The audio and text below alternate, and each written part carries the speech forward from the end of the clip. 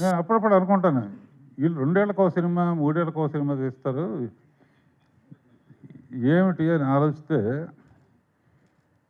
వీళ్ళ సినిమా కోసం జనం వెయిట్ చేస్తారు.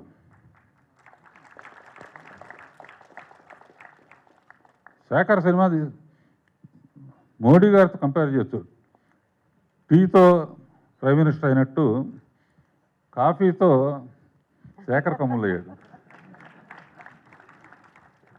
ఆ సినిమాకి పాపం ఎంత ప్రమోషన్ చేశాడో. నాకు ఏదైనా పిక్చర్ నచ్చితే కొత్త డైరెక్టర్ సరే పిలిచి మాట్లాడతాను అనమాట. అట్లా హ్యాపీ డేస్ అప్పుడు ప్రతిసారి శేఖర్ని పిలుస్తాను. Such a wonderful director. సినిమాని ఇలా కూడా తీయొచ్చు అని చూపించిన డైరెక్టరు.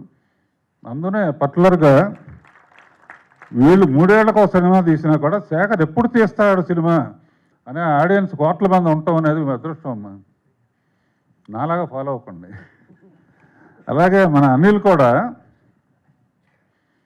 ఒక పటాస్ అని ఒక ఇన్స్పెక్టర్ సినిమాతో మొదలుపెట్టి భగవంత్ కేసరి అని వాళ్ళ బాబాయ్ బాలకృష్ణ వరకు వచ్చి ఇప్పుడు చిరంజీవిని దాటి ఎక్కడికి వెళ్తాడో తెలియదు. మేమందరం కూడా అనిల్ ఫోన్ చేసి, అనిల్ నవ్వించవయ్యా 3 నెలలకో సినిమా తీయి అని అడిగే పరిస్థితి తీసుకొచ్చాడు. సో వాళ్ళ డైరెక్టర్స్ వాల్యూ ఎలా ఉందంటే వాళ్ళ సినిమా కోసం జనం ఎదురు చూస్తున్నారు. అది మేమందరం చేయలేకపోయిన పని మీరు చేశారు. మీ ఇద్దరికే కంగ్రాచులేషన్స్.